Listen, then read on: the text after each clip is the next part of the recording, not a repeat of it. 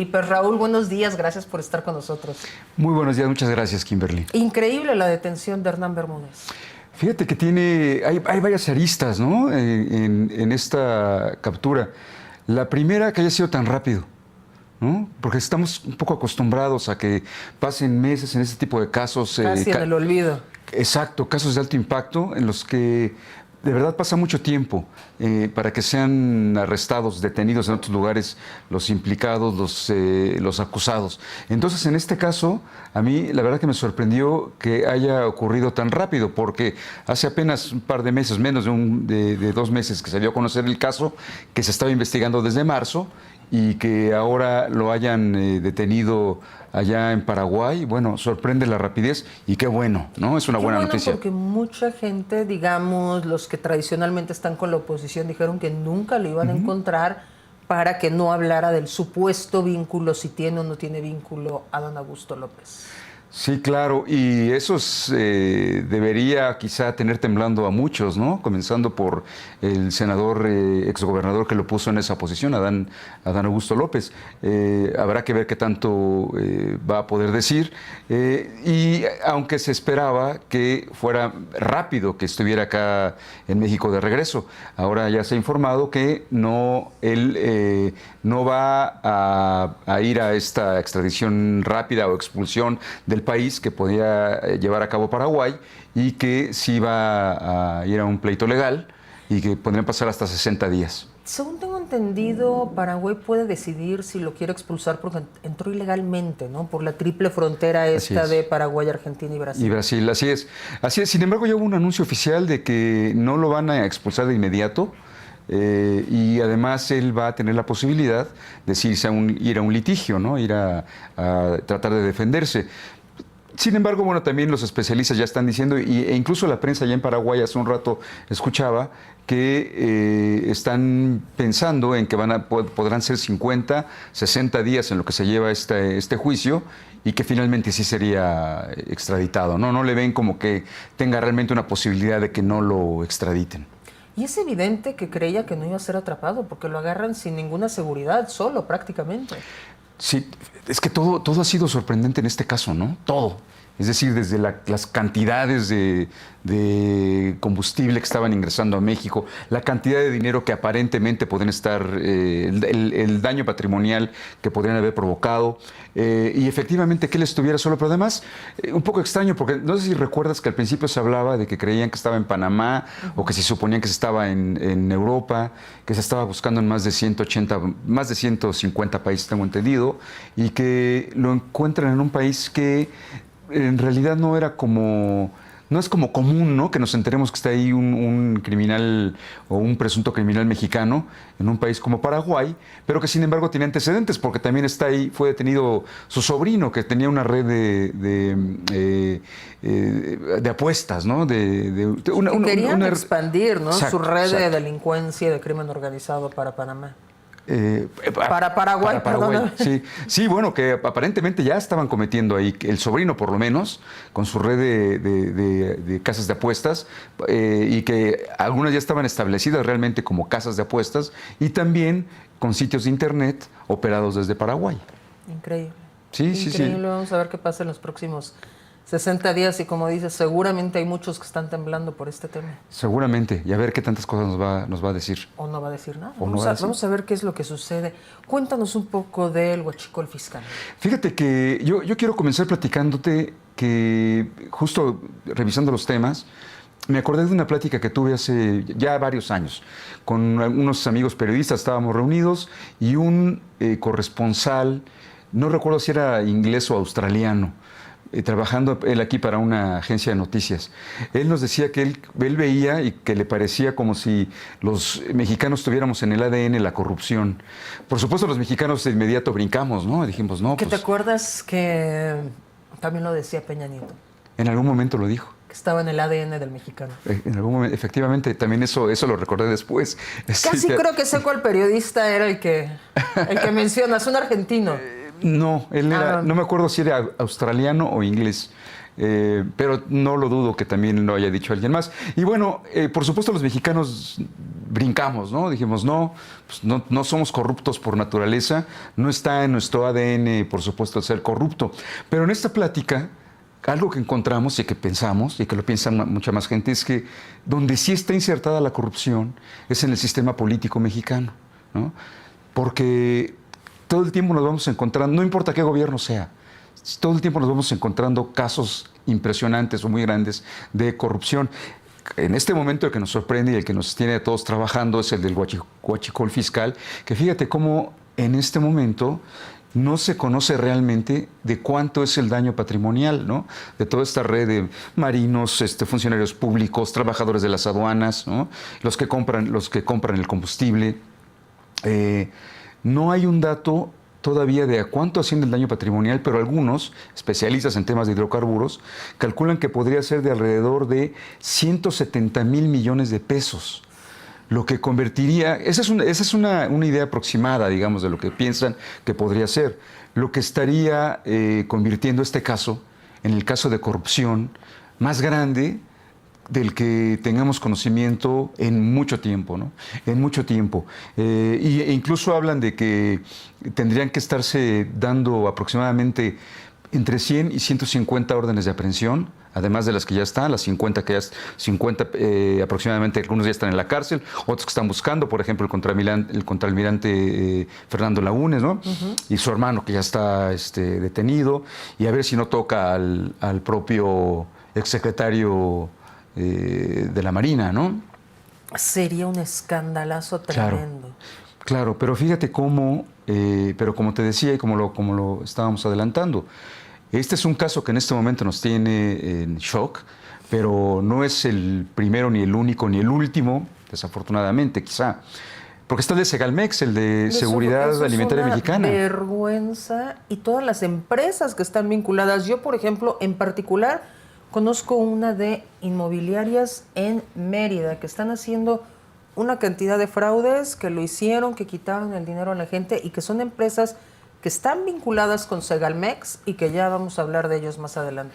Y fíjate, en ese caso, el fraude asciende a 15,000 millones de pesos. Parece hasta poquito, ¿no? Comparado con el de actualmente del huachicol. Sin embargo, es un mundo de dinero, ¿no? ¿Qué pasó? Por supuesto, ¿cuántas familias saldrían de la pobreza con ese dinero? Claro, claro. ¿Sabes cuántas personas están actualmente detenidas por el caso de Segalmex? 9. Un fraude de 15,000 millones de pesos difícilmente lo operan solo 9 personas, ¿no?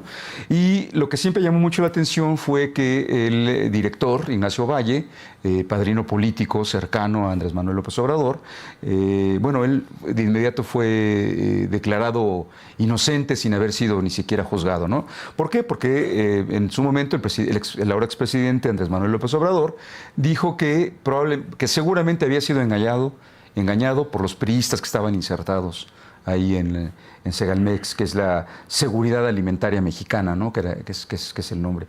Entonces, bueno, otro caso, ¿no? de una corrupción rampante que toca los intereses del país, de toda la gente, pero que no vemos realmente que se haya hecho justicia. Pero casos sobran, ¿no? Por decirte uno rápido, y que tiene que ver todavía con el gobierno anterior. El caso de los propios hermanos del expresidente López Obrador recibiendo dinero en efectivo, en sobres amarillos, que fueron mostrados en video, ¿no? Y que el propio presidente dijo que se trataba de dinero para el movimiento. Bueno, ¿qué fue lo que pasó? Que cuando menos en el caso de Pío López Obrador, actual secretario de Gobierno allá en Tabasco, bueno, fue exonerado, ¿no? Por las autoridades electorales, ¿no? Diciendo que, bueno, pues no se sabe en realidad para qué se usó ese dinero, ni de dónde venía, cuando ese es justamente el problema, ¿no?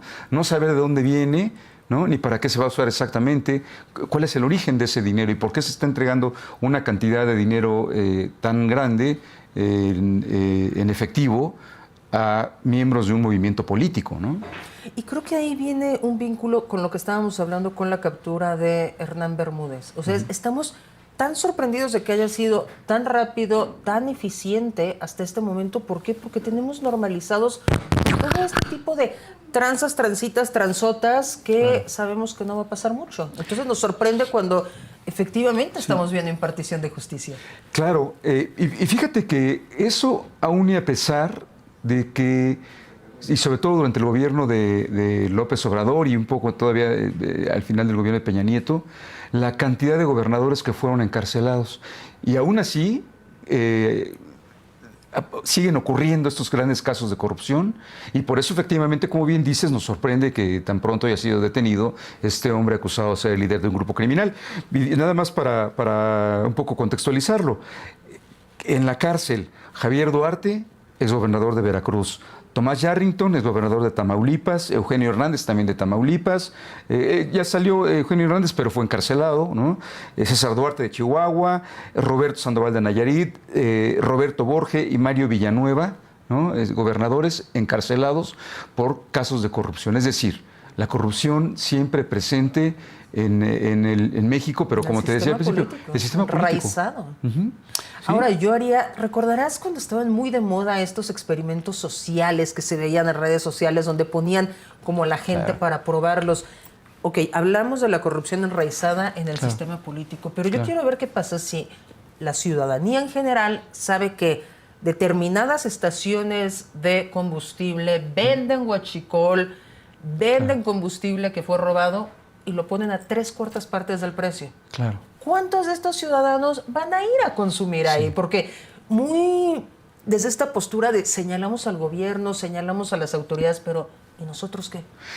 Efectivamente. No, tocaste un punto neurálgico, porque efectivamente nos quejamos muchos del tema de la corrupción y siempre la gente, para la gente en el ideario colectivo, los políticos son ladrones, ¿no? Eso... Sí, pero ¿qué dice eso de nosotros? Vas a ver cuando hay una volcadura de un camión cómo llega la rapiña. Justo para allá iba, ¿no? De que cuando nos toca a nosotros demostrar que no lo somos, que no somos corruptos, híjole, pues no siempre ocurre, ¿no? Como este ejemplo que acabas de dar, cuando se vuelca un camión de productos, de lo que sea, y la rapiña se hace presente, ¿no? Está todo. Sí, uno esperaría que dijéramos, no, bueno, vamos a ayudar a levantar toda esta mercancía para que luego se la puedan llevar. La misma solidaridad que, ojo, porque no solo es hablar mal, la misma solidaridad que sí vemos con lo de la pipa. Claro. Con estas familias, que a mí me impresionó, lo quisiera destacar, creo que es una noticia que le debe dar la vuelta al mundo. Claro. Ciudadanos de a pie que van y llevan alimentos, llevan cobijas, llevan apoyo a los familiares que están esperando afuera de los hospitales, pero son los mismos que vamos y hacemos rapiña a un camión de Coca-Cola. ¿Cómo puede ser? Sí, es complicado. Yo creo que es México mágico. Sí, yo creo que es complicado. Yo creo que, bueno, pues somos seres humanos, ¿no? Y todo el mundo nos podemos equivocar. Pero efectivamente, si nosotros queremos reclamarle al gobierno por la corrupción y si nosotros queremos ver en la cárcel a los políticos corruptos y a los funcionarios y a todos los que cometen los actos, cualquier acto de corrupción, bueno, pues también en consecuencia, pues deberíamos nosotros no cometer ese tipo de actos.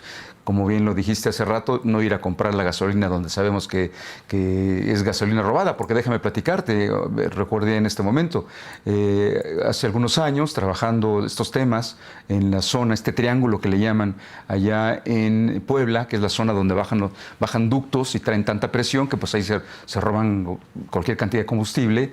Era sabido que las gasolinerías de la zona vendían el combustible robado. Ahora, a ellos tampoco les quedaba mucha opción, porque estaban también bajo las órdenes, digamos, o la presión del crimen organizado, que los obligaba a comprar esa gasolina y no a las distribuidoras que llegaban desde otros lugares en las pipas de Pemex, ¿no?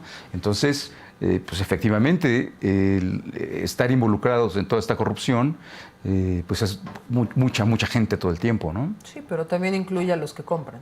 Por supuesto. Claro. Porque si no, no hay negocio. No, claro, porque para que haya un acto de corrupción, pues se necesitan todo el círculo. O por lo menos dos, ¿no? Por lo menos dos, pero efectivamente hay mucha más gente involucrada siempre. ¿Por qué crees que se desborda este tema del huachicol fiscal en el sexenio pasado? Porque no es algo que surgió el sexenio pasado. Esto se daba con Peña Nieto, se daba con Calderón, se daba con Fox, se daba con Zedillo y así nos podemos seguir. ¿Por qué se desborda? Bueno, fíjate que particularmente en los últimos años, porque hubo una mayor apertura, efectivamente el robo de combustibles no es nuevo, ¿no? Porque, no es nuevo y no es exclusivo de México. Efectivamente.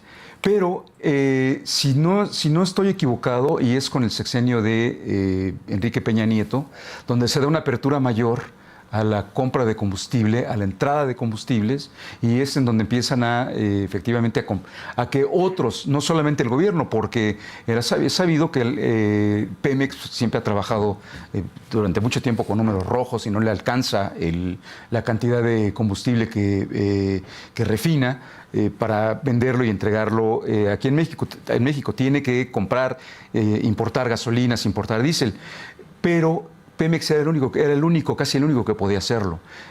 Con el sexenio de Peña Nieto se da la famosa reforma energética, en donde una de las cosas que se podía hacer es que se podía participar de ese negocio. Más gente entraba a comprar y por lo tanto estaban trayendo las gasolinas.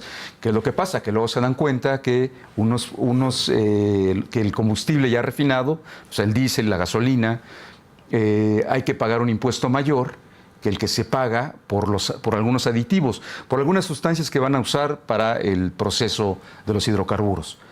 Entonces, ¿qué es lo que empiezan a hacer?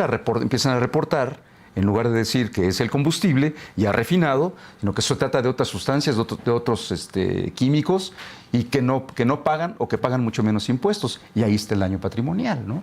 Por supuesto. Y esto sin hablar de todos los combustibles que están adulterados, porque también es una cantidad en el país que fueron a cargar combustible y se les arruinó el coche porque venía con basura, venía o rebajado con agua.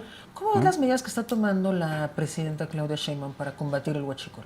Mira, a mí me parece bien.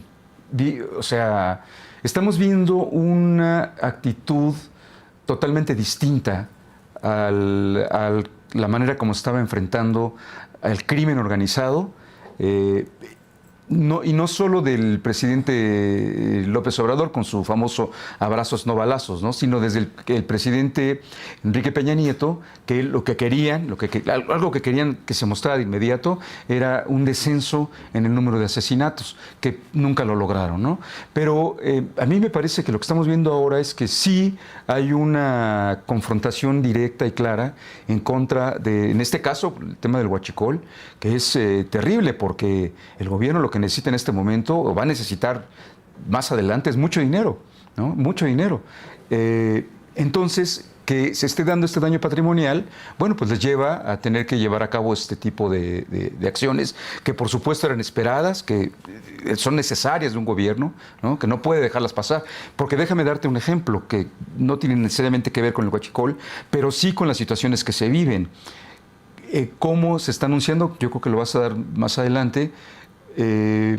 Cómo algunos lugares están anunciando que no van a festejar el grito de independencia, ¿no? Sinaloa, por ejemplo, lo que era claro y esperado, claro, ¿no? Sería hasta irresponsable hacer ese festejo. Absolutamente.